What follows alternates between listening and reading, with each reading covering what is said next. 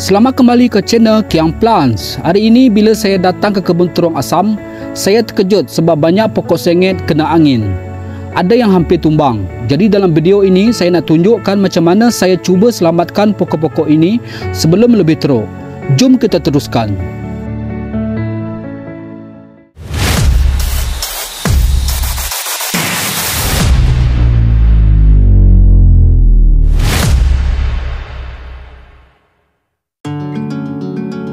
Tempat buluh tak jauh daripada kebun terung asam saya.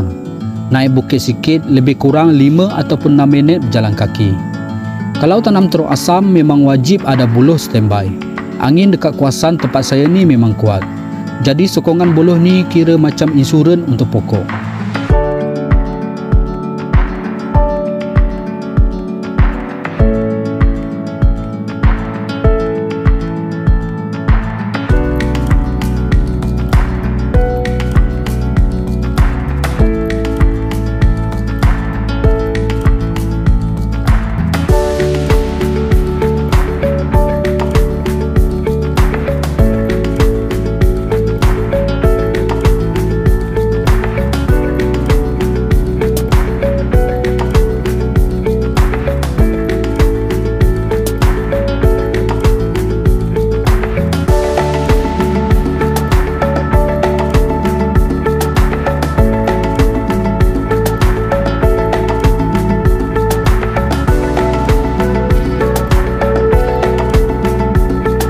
Okey, ini dia buluh yang saya ambil.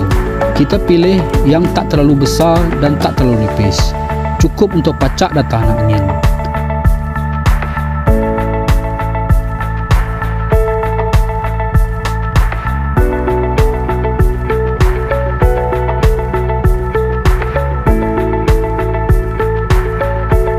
Lepas potong beberapa batang, jom kita turun balik ke kebun.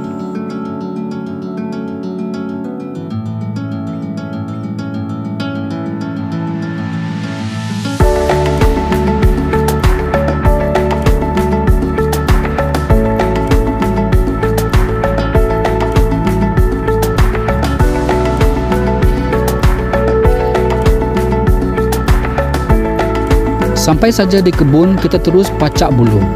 Cara dia senang tetapi kena ikut jarak dan sudut yang betul. Saya pacak buluh di bahagian yang berlawanan daripada arah pokok sengit. Contohnya, kalau pokok sengit ke kanan, tiang buluh saya letak sebelah kiri. Ini bagi tekanan bertentangan untuk tegakkan pokok balik. Kedalaman buluh pula saya tanam lebih kurang 1 kaki hingga 2 kaki supaya betul-betul kukuh. Bila angin datang, buluh tak goyang, pokok pun tak bergerak banyak.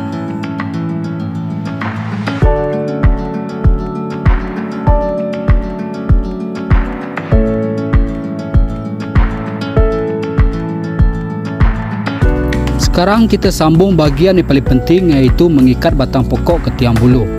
Saya guna tali rafia atau tali plastik yang agak lembut. Bila kita ikat jangan ketat sangat sebab batang terung asam ni jenisnya cepat membesar. Kalau ketat nanti tali akan potong batang. Lepas siap ikat, cuba goyang sedikit pokok. Kalau pokok rasa solid dan tak bergoyang sangat bila angin tiup, tandanya sokongan kita menjadi.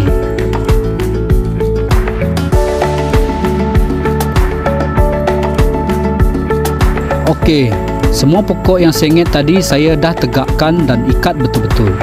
Kalau lambat sikit memang banyak yang tumbang sebab tanah sekarang lembut musim hujan. Harap dengan sokongan buluh ini pokok terung asam boleh terus hidup dan berbuah elok. Terima kasih kerana menonton video ini. Jangan lupa like, share dan subscribe untuk sokong channel Kiang Plant. Kita jumpa lagi di video seterusnya.